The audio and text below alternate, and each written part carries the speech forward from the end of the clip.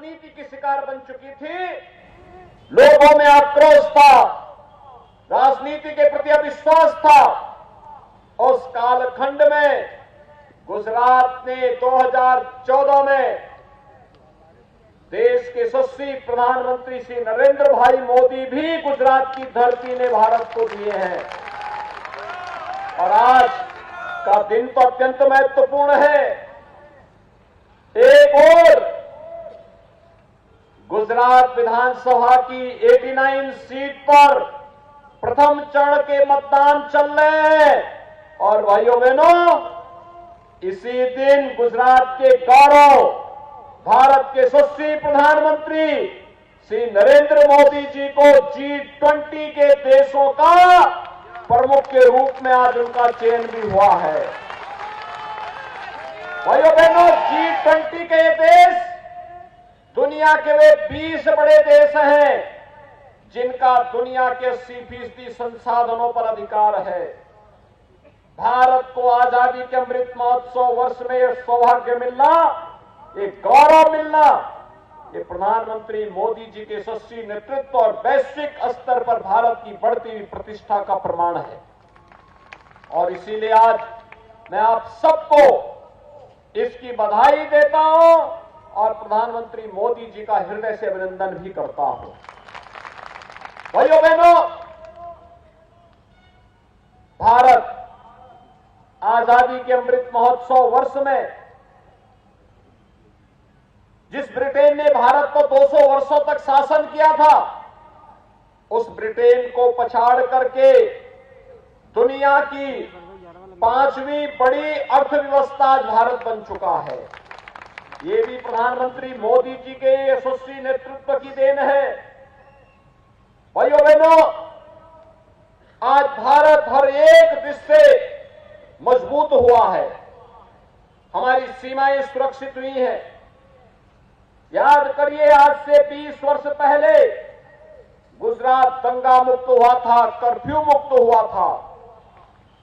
और आज प्रधानमंत्री मोदी जी के नेतृत्व में भारत आतंकवाद से मुक्त हुआ है, नक्सलवाद से मुक्त हुआ है, अलगाववाद से मुक्त हुआ है।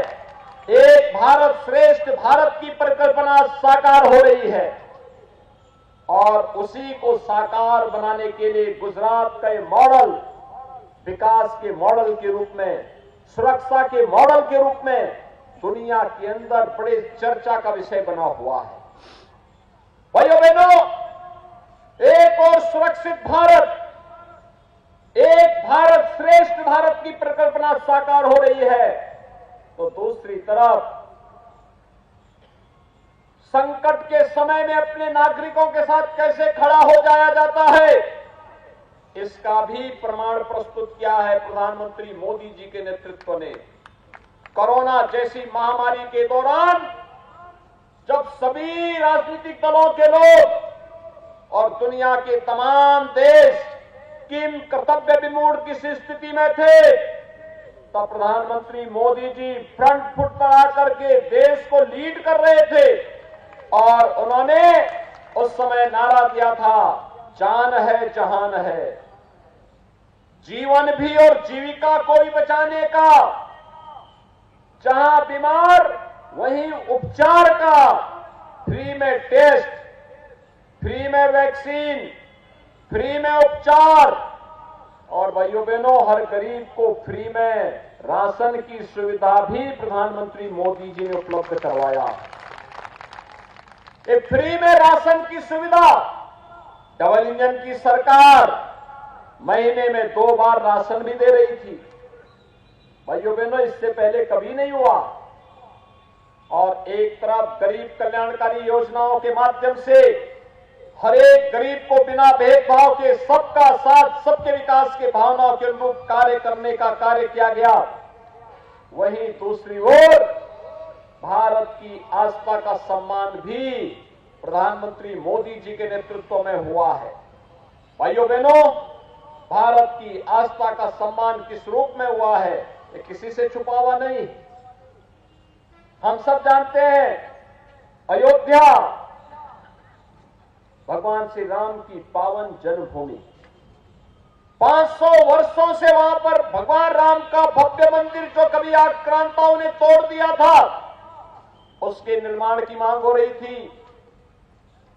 कांग्रेस उसमें बैरियर बन गया था। कांग्रेस उस मांग को पूरा नहीं होने देती थी। मोदी जी के प्रधानमंत्री बनते ही सारे बैरियर हट गए। अयोध्या में भगवान राम के भव्य मंदिर के निर्माण का कार्य प्रारंभ हो गया। देश के अंदर अगर आप देखेंगे, चारों ओर आस्था का सम्मान किस रूप में हो रहा है।